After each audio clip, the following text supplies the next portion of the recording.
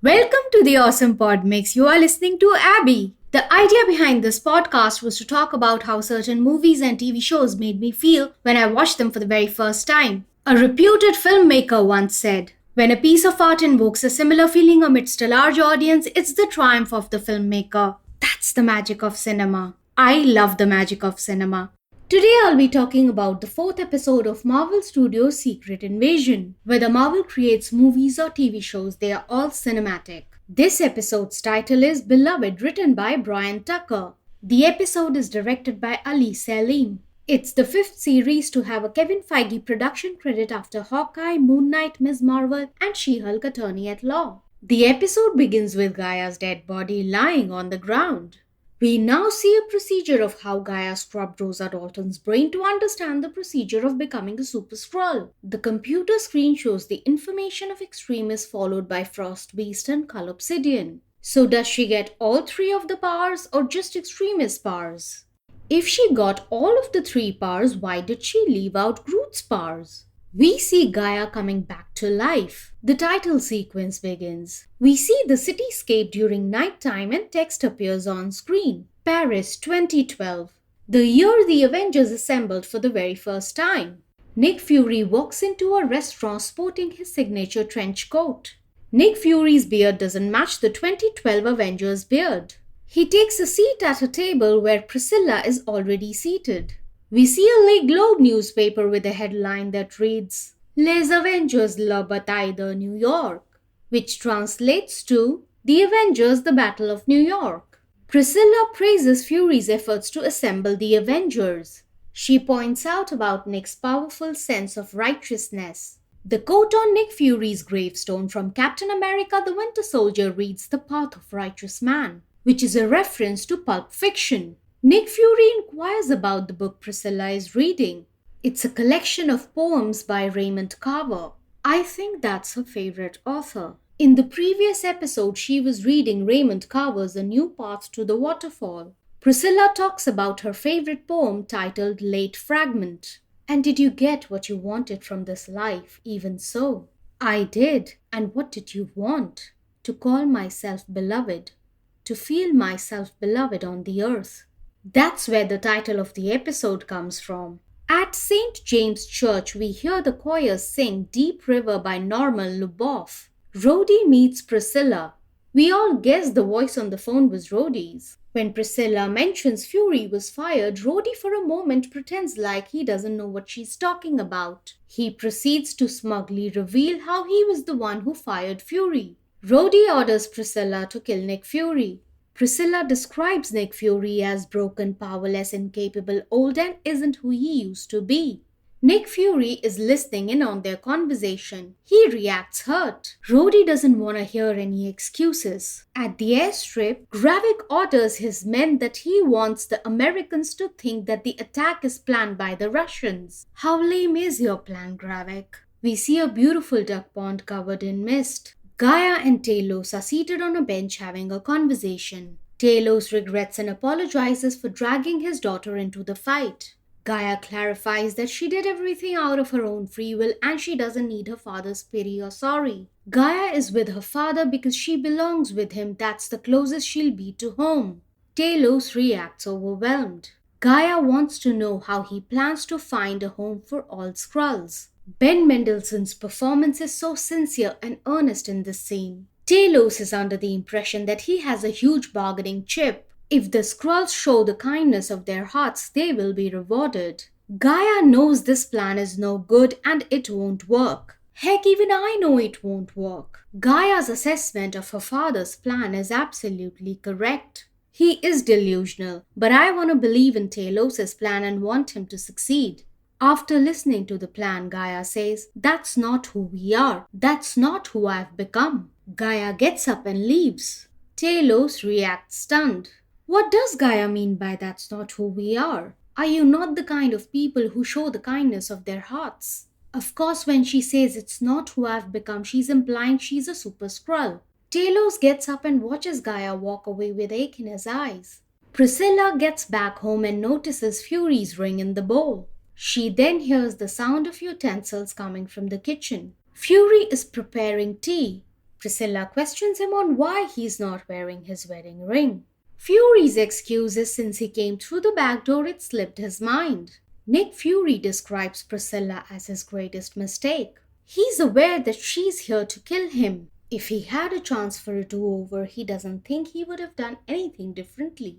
Fury places his gun on the table and so does Priscilla. He requests her to tell the story of how she chose the face she now has. Vara was studying a doctor named Priscilla Davis to slip Fury's defenses. Fury reacts thinking Vara was playing the long game on him. Vara and Priscilla became friends. Vara checked with Priscilla if she wanted to fall in love. She agreed over the condition of 3 promises. Priscilla wanted to be buried at sea. She wanted her to continue to be the daughter to her parents. She never wanted Vara to hurt Fury. Vara couldn't keep her last promise. Because she hurt Fury, she apologizes. Fury questions, "And did you get what you wanted from this life even so?" Priscilla replies, "I did." Fury continues, "And what did you want?" Priscilla replies, "To call myself beloved." Fury continues, "To feel." Fury and Priscilla say in unison, "Myself beloved on the earth." As they say the final lines of the poem, I knew they would shoot each other. What I didn't know was they would miss. It's such a great scene. They set up their love story with the poem and the flashback scene, and here they pay it off. Fury says, "I'm not sure if we should get divorced or renew our vows." Vara wants to know if Fury would have loved her if she was her true self. Fury's response is, "Guess we'll never know. She robbed them of that chance as a couple." We now see a lady Skrull taking a shower. As per the credits, their name is Rava. As they wipe the haze off the mirror, Rava shapeshifts into Rhodey. Rhodey, now dressed in a suit, enters his hotel room and is shocked to see Fury. Fury is having 23-year-old Pappy Van Winkle bourbon. If Rhodey just entered his hotel room, where was he showering? Fury plays nice and tries to share a drink with Rhodey. Rhodey is hesitant to drink, assuming it may be poison or nanotech. Rhodey refuses to entertain Fury. Fury discloses about a Skrull mole in the US government, but Rhodey dismisses it like last time. Fury wants his job back, but Rhodey presents a counter-offer. Rhodey shows Fury the footage of Fury killing Maria Hill. Talk about the audacity on Rhodey. Fury defends himself, saying they both know it's Gravik. Rhodey's reaction is casual. He says, "Oh, it's a Skrull alien impersonating you." How does Rhodey know that Gravik is a Skrull alien? Rhodey is not even trying hard to hide that he's a Skrull. Rhodey insults Fury and asks him to leave. Outside in the car, Talos and Fury discuss about the liquid location tracker. When President Ritson arrives, Rhodey briefs him on his upcoming meeting with the Russians. Rhodey quotes Vladimir Lenin, "When you find flesh, you push. When you find steel, you stop." Ritson needs to be steel. Rhodey informs Gravik over the phone that Citadel is in Stagecoach 4. Code word for President is Citadel. President's car gets knocked over by the impact of the missile. Rhodey is nonchalantly sitting in his car eating mint and waiting for it all to be over. Gravik and his men interact in Russian. The Secret Service picks up on the Russian language. Fury and Talos arrive at the scene to save President Ritson. Gravik uses Groot's powers to crush the bones of some Secret Service guy. Pagan shoots Talos as he tries to punch and break the glass of Ritson's car. Due to the bullet wound, Talos half shape-shifts to his Skrull form. A soldier points out that Talos is an alien and he must be shot. Fury assures the soldier that Talos is on their side. Talos succeeds in breaking the glass and fully shapeshifts back to his Skrull form. The soldier suggests that they put Ritson in his car. Nick Fury has his own car. He manages to get President Ritson to safety in his car. When Nick Fury turns to get to Talos, he spots the same soldier trying to help Talos. Fury realizes there's something fishy about this soldier. Fury says, "Put him down." Fury shoots at the soldier and he shapeshifts back to his human shell. Gravik stabs Talos through the heart. Fury shoots Gravik in the shoulder and then in the face, but the extremist powers heal him instantly. Fury reacts shocked. Gravik leaves riding pillion with Pagan. Taylor's getting stabbed is so unfortunate.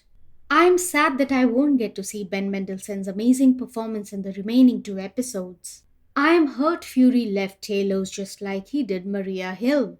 Nick Fury drives away with President Ritson. Damn, Gaia is gonna be so upset. The last conversation she had with her father, she called him delusional. Gaia is not gonna spare Gravik. You go, Skrull. You go, girl. Revenge is a dish best served cold. You can listen to the Awesome Pod Mix and subscribe to it on Apple Podcasts, Spotify, Amazon Music, and Google Podcasts. If you like what I am doing, you can support me on Patreon at patreon.com/awesomepodmix. Thanks for listening.